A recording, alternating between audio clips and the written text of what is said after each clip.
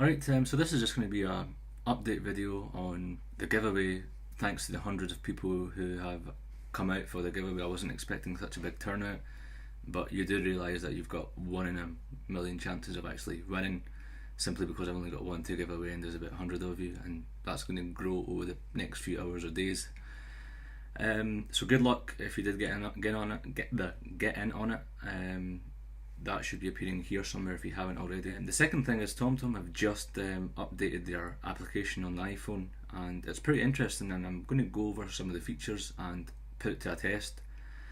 The application is still downloading on my iPhone. It's quite a big update, so once it's downloaded I'm going to go on a test drive for about 2-3 miles, see how it is, and I'll see how it performs, if it's worth getting or not. So some of the updates in this TomTom application, I've done a screen capture on my iPhone. I'm going to go over some of it. The first thing is free updated maps from 8.30 to 8.35. Free, yeah, you would expect that from TomTom anyway for the shabby job. Updated points of interest database. So basically that's pharmacies, post office. So point of interest, they've updated it. Again, I'm going to do a much more detailed thing once it's downloaded, and you'll be able to see that afterwards. IQ routes technology, with millions of new measurements, advanced safety features. They've got the same feature now for Copilot, advanced lane guidance, which you haven't had in TomTom yet, so they've put that in this version as well. Added text to speech in English, UK, US and Australia. Added help me emergency services menu. Free updated safety camera databases, and this is what I think is really interesting. Added customized audio warnings for safety cameras and speed legal limits. So I'm thinking you can customize and you can put funny voices in Homer Simpson and stuff. You can do that with the standalone TomTom units, but you can't do it on the iPhone until now. I'm hoping that's what it is. It says added customizable audio warnings for safety cameras and legal speed limits. Now I know in the standalone units you can have customized audio for everything, so if you turn left you can have someone else speaking for it if you turn right, but this is just going to be for speed cameras and legal speed limits. I take it down the year or down the months they're going to come out with, you know, turn by turn customized audio. What have they? Yeah, the last thing, which is really important because I didn't really know they had iPod Touch support, but now they do. Designed and optimized for the iPhone and iPod Touch, and they've added an iPod player support. Compatibility, added support for original iPhone and iPod Touch, all models. So there's definitely some really interesting updates on this TomTom version. It is in fact downloading at the moment. Here it is here, and as you can see I'm on Wi-Fi and it's taking quite a long time now, so hopefully once it's done I'm going to go out 3 miles, test it out and see if it performs. As it stands now, before this update, Copilot is still my preferred application for SatNav. I hope this update proves me wrong, or in fact, why am I saying that? Because I still like Copilot because it's cheap and it's got more features than TomTom. Let's see if this application is actually worth upgrading to. I hope it is, because if the lag fixes in this update, then you don't need the mount for the TomTom. The application should be fine. But let's go ahead and give this a test drive. Now, before I head out to my 3 or 4 mile journey, I want to show you some of the most noticeable options that have been added, or features added to this TomTom application update, and it's the Help Me feature. So it basically tells you where you are. So it says I was on the Quadrant, Coatbridge, and you've got 2 options, phone for help or drive to help, and they're pretty self-explanatory. So if you want to phone for help, and it'll show you which one you want. AA breakdown, nearest police station, doctor, hospital. So let's go to nearest police station, and then you've got a list of all the police stations in that area where you are at present.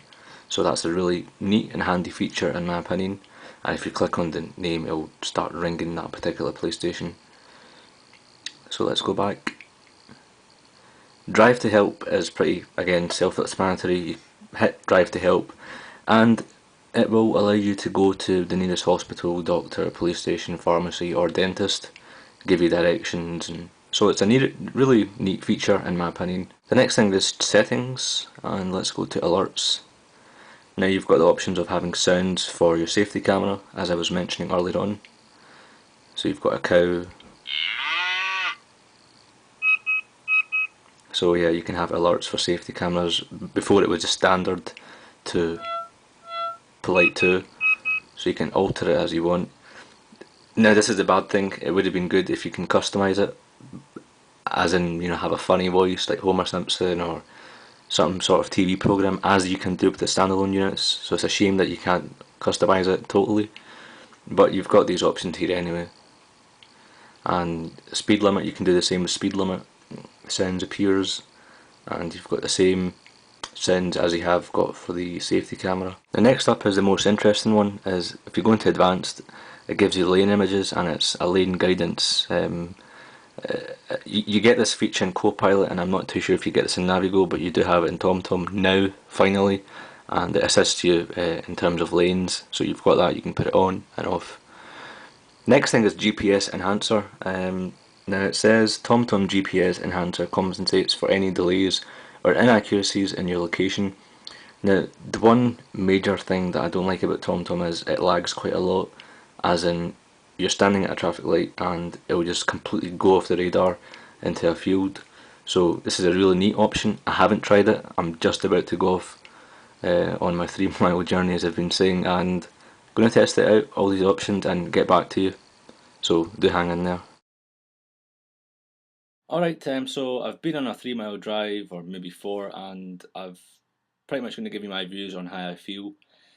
Starting off with GPS, fantastic. It should have been this way a long, long time ago. They've actually fixed it. In fact, I don't even think you need a TomTom car kit anymore because the application has improved it. And this is without the improved GPS feature. So when I had that off, it was working really smooth. When I had it on, again, it was working smooth. No lag, no nothing. And I'm talking about, I was getting lags on the same route in the previous version, but this update has fixed it. So GPS performance, fantastic. Map update, I'm not too sure about this. The reason why I say it is because there was a roundabout near my house that was built maybe about 3 or 4 months ago. That's not included in it, so maybe in the next update. But when they say map update, I believe it's not 100% every area. So I take their word for it. They've updated the maps, and yeah, you probably see an improvement. That said, my house has been built for about 10-15 years now, and the area's been built up for 10-15 years. So all the street names and obviously everything should be registered with TomTom, and it's not. It's a nightmare because even when I get deliveries or couriers, I get a telephone from them because their navigation system doesn't pick it up. So they always call me and say, "Okay, I'm on this street. How do I get to your street?" So I've got to guide them. And FedEx are probably the worst for it. Each time there's a new guy, and I've got to explain the route to him. So I don't know why my street's not on it, despite the fact that the area has been built up for roughly about 15 years now, if I'm correct. Last and final thing, lane assist is fantastic. Copilot had it a long time ago, and it's really, really handy. And I'm going to include a picture of the lane assist right now. So as you can see, the lane assist was pretty clear, very clearly labelled. The exit was clearly labelled. The lanes were really, fantastic. Shows you again, it's easy to the eyes, and it just makes everything much, much more easier. So now is the 100 million question: should you go out and get the TomTom app? Yes and no. Yes, in the fact that they've improved a lot of new features, a lot of good things are in it. This is the way it should have been in the first place. Considering TomTom is such a big company, they've been in the sat nav business for so long, and they're probably one of the best in the market. So I'm surprised it wasn't the same from the start.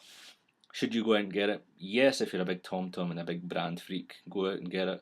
Especially if you're thinking of getting the TomTom car kit, you will need or you should get the application if you want the TomTom car kit.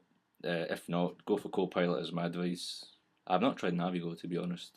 I've heard good things about it. So yeah, go out and get it. Essentially, it's working fine. There's no issues, and if you do get it, you probably won't need Copilot if you were having problems with GPS before, because that's ironed out in this update. Yep. So I think that's about me. Have you got it? What do you think? Are you having problems after this update? Do comment below. What sat-nav app do you use the most? Have you tried Copilot? What are your thoughts on it? And I think I've pretty much covered everything. If I've not, please do comment below. Video responses are always encouraged, so yeah. Also, do remember to get in on the giveaway. I have done reviews for Copilot. Should be appearing here. TomTom review should be appearing here. The car kit should be appearing here. So do come in these videos and yeah, have a look. You can join me on twitter.com/i6laswegian, and yeah, look forward to seeing you on the giveaway. And yeah, thanks for watching. Cheers.